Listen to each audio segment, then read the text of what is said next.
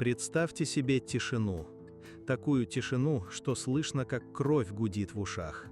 Тишину летнего вечера, когда солнце уже скрылось за горизонтом, окрасив небо в багровые и фиолетовые тона, а воздух еще хранит тепло дня. Запах сена, чуть сладковатый, с примесью пыли и сухой травы, висел в воздухе плотным и густым, как дым. Цикады звенели своим монотонным, гипнотическим хороводом, ритмичный щебет, напоминающий тиканье огромных невидимых часов, отсчитывающих время до чего-то неизбежного. Я приехал в деревню к тетке Агафье, родственнице, о которой помнил лишь смутно, как о далеком, призрачном образе из детства. Деревня, точнее то, что от нее осталось, была заброшенной, почти вымершей.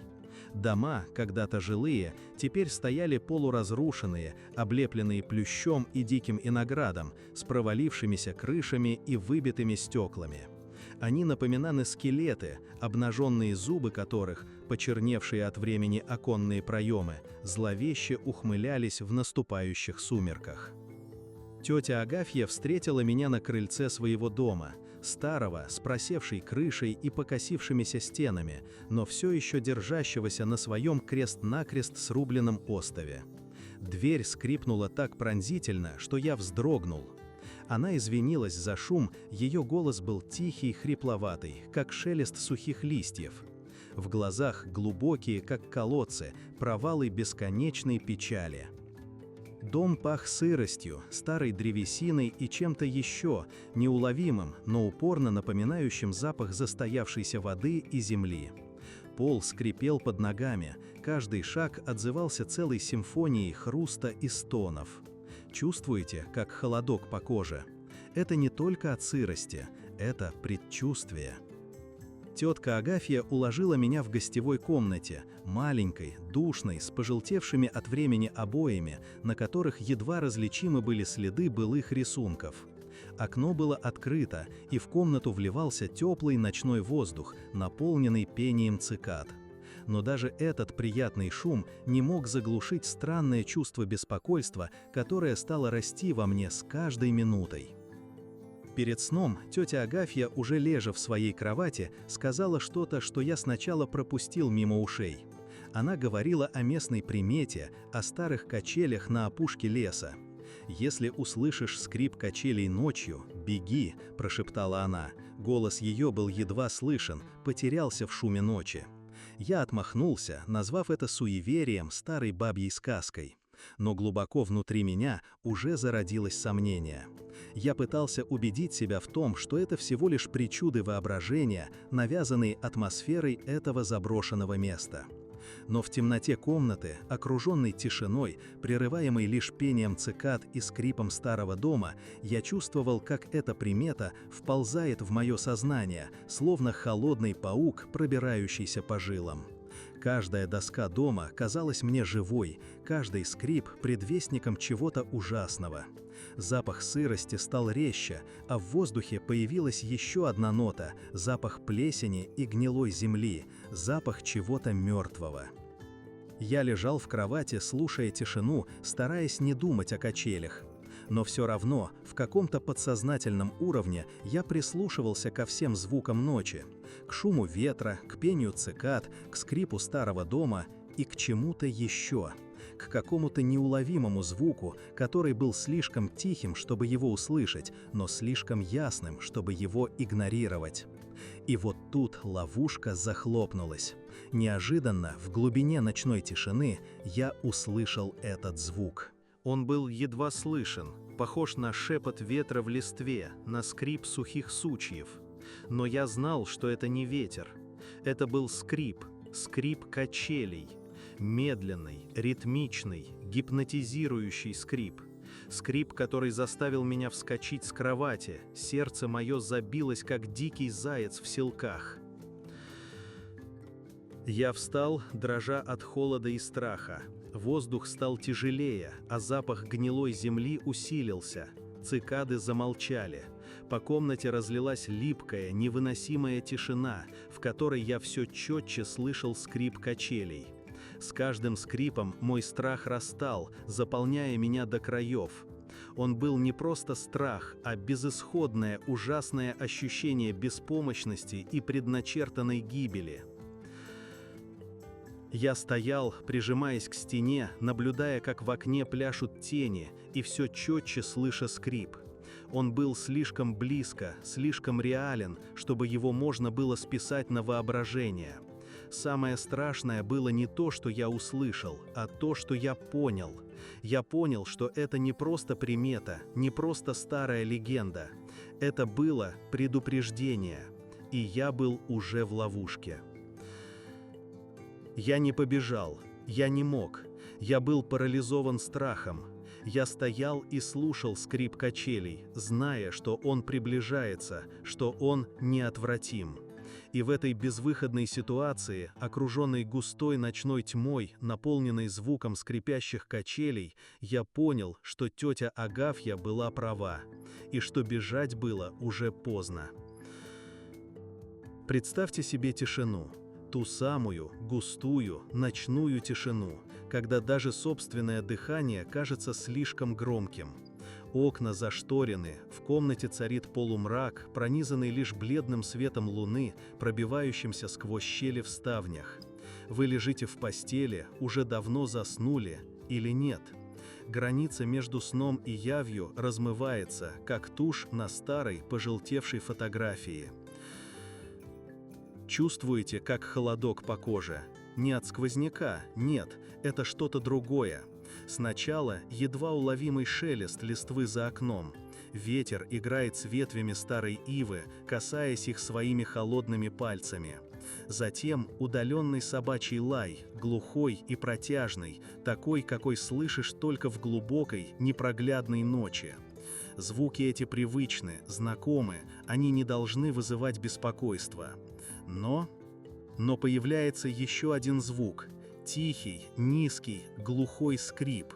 Такой, какой издают старые, разболтанные качели. Медленный, ритмичный, повторяющийся снова и снова.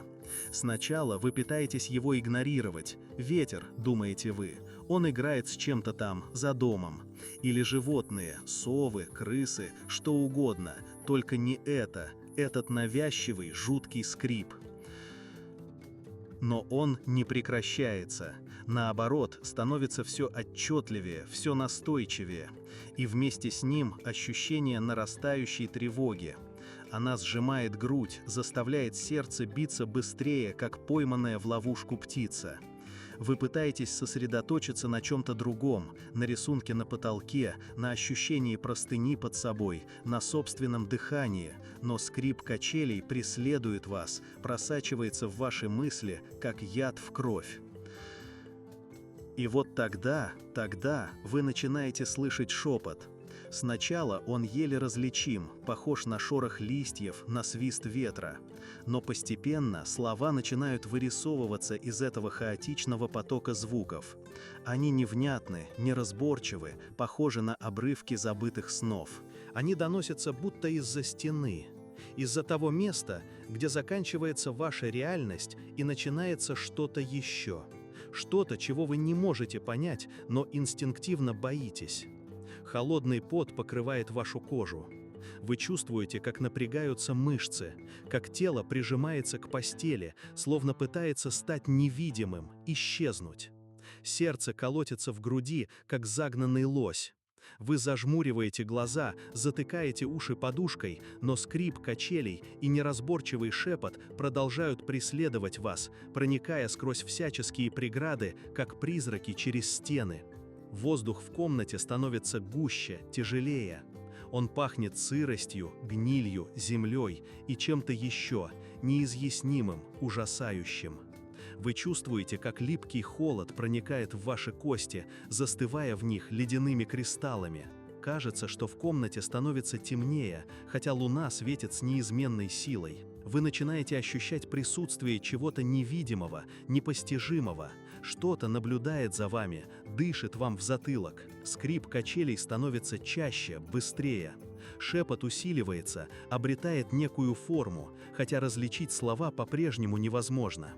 Кажется, что он обращен именно к вам, что он знает ваши самые сокровенные страхи, ваши самые темные тайны.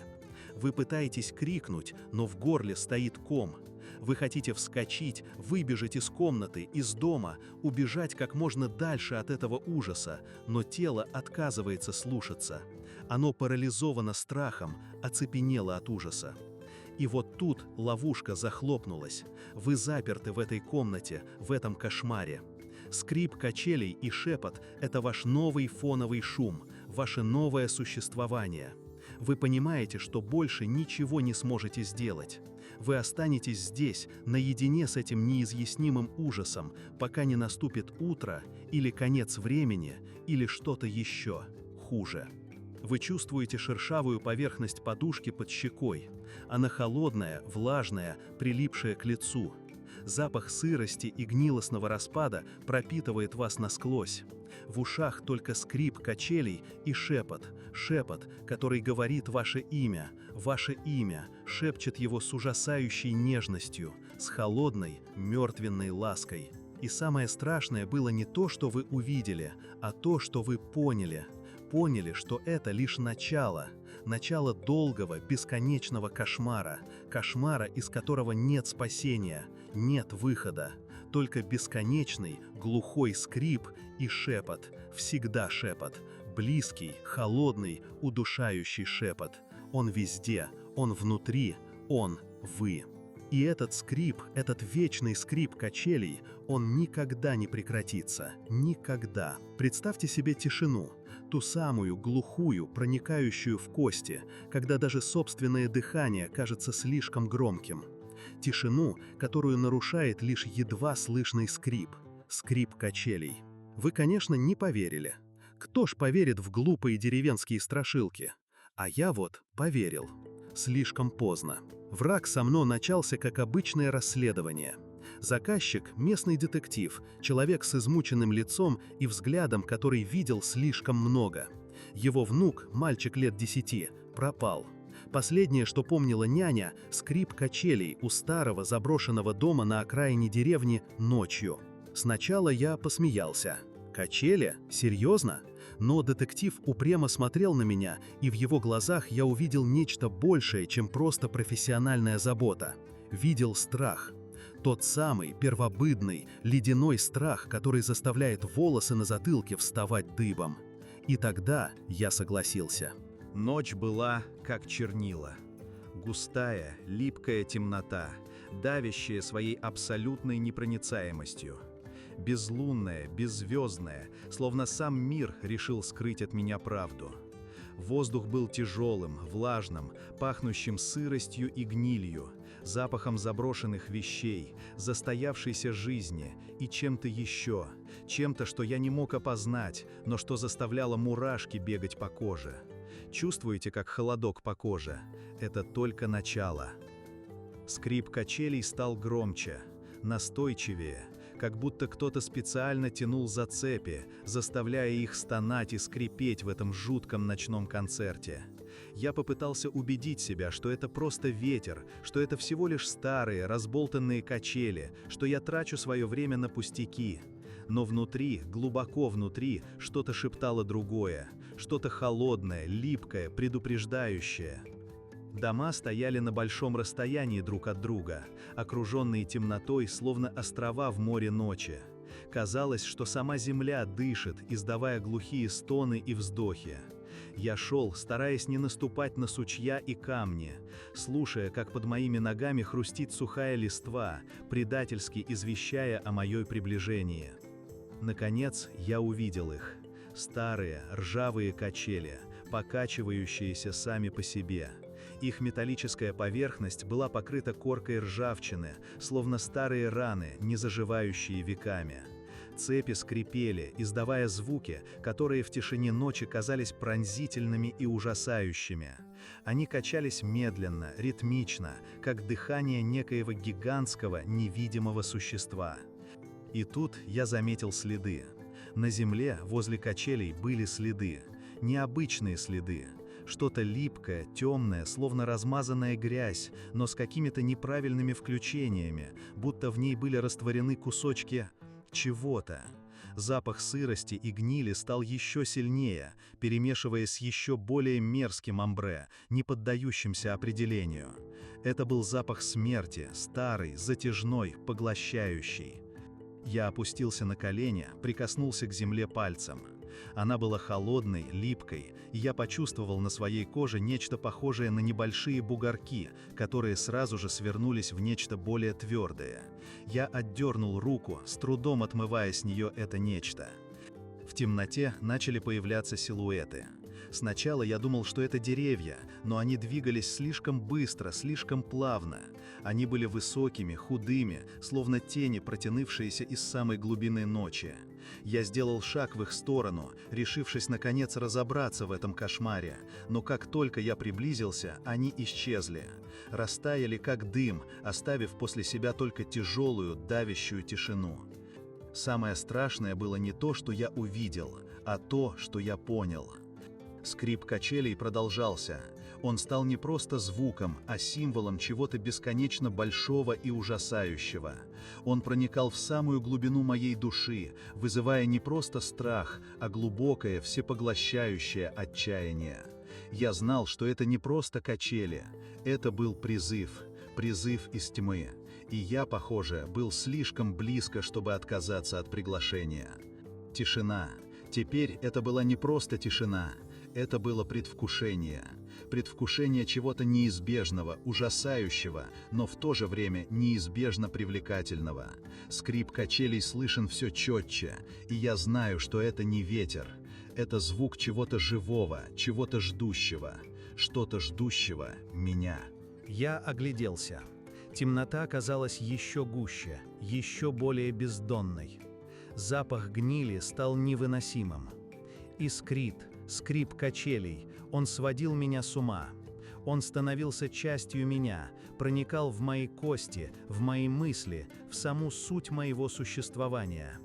Я пытаюсь убежать, но ноги не слушаются. Тело охватывает парализующий ужас. Я чувствую, как холод проникает в меня, замораживая кровь в жилах. И скрип, он не останавливается. Он становится еще громче, еще настойчивее, еще более ужасающим. И вот тут ловушка захлопнулась. Не физическая ловушка, а нечто более страшное, более всепоглощающее. Ловушка ума, ловушка души. Я понимаю, что уже не уйду. Я застрял здесь, в этом бездонном колодце тьмы, в этом кошмаре, сотканном из скрипа качелей, запаха гнили и липкого холодного страха. Теперь я знаю. Теперь я понимаю, почему они говорили: если услышишь скрип качелей ночью, беги. Я не поверил, и теперь я плачу о своем неверии. В этой бесконечной тьме, подмерный скрип качелей, я жду того, что придет за мной. А вы поверьте и бегите, пока еще есть время, пока еще слышен только скрип, лишь скрип, только скрип, ближе, ближе. Представьте себе тишину, ту самую густую, вязкую тишину глухой деревни, где лишь редкие фонари отбрасывают бледные, жалкие круги света на мокрую от недавнего дождя землю.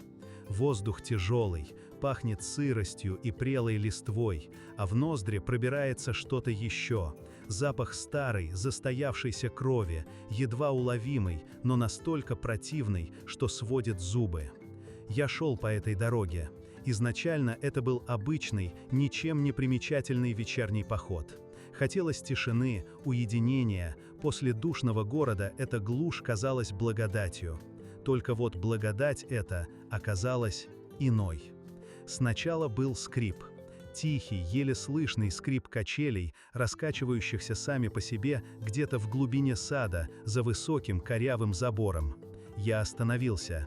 Сердце кольнуло, не от страха, а от странного, необъяснимого предчувствия беды. «Детские качели», — подумал я тогда, стараюсь убедить себя в обыденности происходящего. Ведь что такого? Ветер, порыв, деревяшка. Но скрип продолжался. Стал настойчивее, как назойливая муха, застрявшая в голове. И тут я почувствовал. Чувствуете, как холодок пробежал по коже? Это не просто холод ночного воздуха. Это что-то другое, чувство неизбежного, неотвратимого присутствия. Как будто кто-то смотрит мне в спину, впиваясь ледяным взглядом в мой затылок. Я попытался ускорить шаг, но ноги будто прилипли к земле. Каждый шаг отзывался резью в мышцах, словно я перемещался в вязкой, тягучей жиже. Скрип качелей стал громче, резче, пронизительнее. Он пронизывал меня насквозь, вибрируя в костях, в зубах. И тогда я увидел их. В окнах домов за занавесками мелькали бледные, искаженные лица. Лица без глаз, с растянутыми в ужасной ухмылкой ртами. Они не двигались, они просто были, присутствовали. И в этой неподвижности скрывалась невыносимая угроза. В тот момент я услышал крики. Нечеловеческие крики. Это были звуки, которые нельзя описать словами. Они пронзали ночь, разрывали тишину на куски, проникая прямо в мозг, вызывая невыносимую боль. Это было что-то древнее, неземное, и от этого было еще страшнее. Я бежал из всех сил, не оглядываясь, но чувство преследования не оставляло меня. Я чувствовал, как нечто холодное и липкое касается моей шеи, дышит в спину. Кажется, что за мной тянется длинная, холодная тень. И скрип качелей сопровождал меня на каждом шагу, словно зловещий призрак. И вот тут ловушка захлопнулась. Я понял, что сбежать невозможно. Эта деревня, эти дома, эти лица – это не просто место. Это что-то большее, что-то живое, дышащее, питающееся страхом. Самое страшное было не то, что я увидел, а то, что я понял. Я стал частью чего-то древнего, ужасного, чего-то, что скрыто в этой деревне. Что-то, что не пускает и не отпускает. Что-то, что наблюдает за мной из каждой щели, из каждого забора, из каждого темного угла. Что-то, что питается моим страхом, моим отчаянием. Скрип качелей стал частью меня.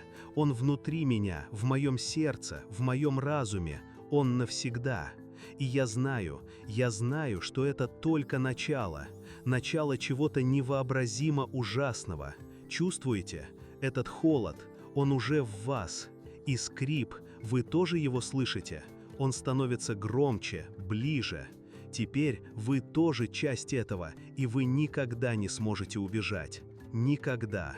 Просто слушайте скрип.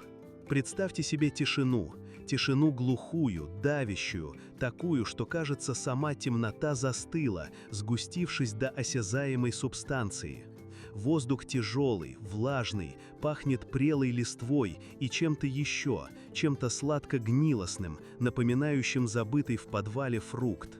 Чувствуете, как холодок по коже пробежал? Это не от ветра. Я шел по дороге, петляющей между черными, словно вырезанными из смолы силуэтами деревьев. Деревня осталась позади, но ее мрачная тень тянулась за мной, словно липкий смолистый след. Я торопился, но ноги тонули в рыхлой земле, каждый шаг отдаваясь глухим, тупым ударом. Сначала это был едва уловимый скрип, тихий, почти неслышный, как шепот ветра в высокой траве. Скрип качелей, пустых качелей, раскачивающихся сами по себе в ночной тьме. Я отмахнулся, сказал себе, что это просто ветка зацепилась. Но скрип повторился, стало чуть громче, настойчивее. И тогда я вспомнил предупреждение старика на краю деревни, его вялые пальцы, сжимающие потрескавшуюся трубку, и его глаза, глубокие, как колодцы, полные мрачной мудрости. «Если услышишь скрип качелей ночью, беги», – прошептал он. Его голос был ниже шепота, ниже звука самой темноты. Я не поверил. Теперь я бежал. Бежал, задыхаясь, сердце колотилось, словно птица, запертая в клетке из ребер. Но ноги становились тяжелее, земля под ногами казалась вязкой, липкой. Скрип качелей стал ближе. Он смешивался с другими звуками, глухими ударами вдалеке, шепотом, доносящимся из темноты, и пронизающими криками, сразу заглушаемыми и затеняемыми глухой тишиной, словно их проглатывала сама земля. Я оглянулся. Деревня, казавшаяся так далеко еще несколько минут назад, теперь окружала меня со всех сторон, сгущаясь в тени и мраке. Дома стояли неподвижно, но в их темных окнах мелькали бледные отсветы, будто кто-то наблюдает за мной. И скрип качелей стал невыносимым, пронзительным, он раздражал нервы, проникая под кожу. Я пытался бежать дальше, но ноги отказывали. Они стали ватными, бессильными. Я падал, хватался за землю, но она была холодная, липкая, как мокрая глина. Скрип качелей стал громче, он поглощал все остальные звуки, заполняя всю окружающую тьму. И в этом скрипе я слышу что-то еще, что-то похожее на шокот, на стоны, на мольбы о помощи, затерянные в глубине ночи. Я лежу на земле, окруженный темнотой, и чувствую, как холод проникает в меня, замораживая до самого сердца. Скрип качелей не прекращается, он стали чаще, быстрее, и каждый скрип – это удар в мою душу, удар, от которого нет спасения. Самое страшное было не то, что я увидел, а то, что я понял. Я понял, что я застрял в этой деревне, в этой бесконечной ночи, окруженной страхом и неизвестностью. Я один, абсолютно один, и нет никого, кто мог бы мне помочь. Скрип качелей усиливается, смешиваясь с криками и шепотом, и я понимаю, что спасения нет. Безысходность окутывает меня, словно вязкий туман, и я тону в ней, исчезая в бесконечной темноте, в темноте, из которой нет выхода. Только бесконечный скрип, скрип, скрип.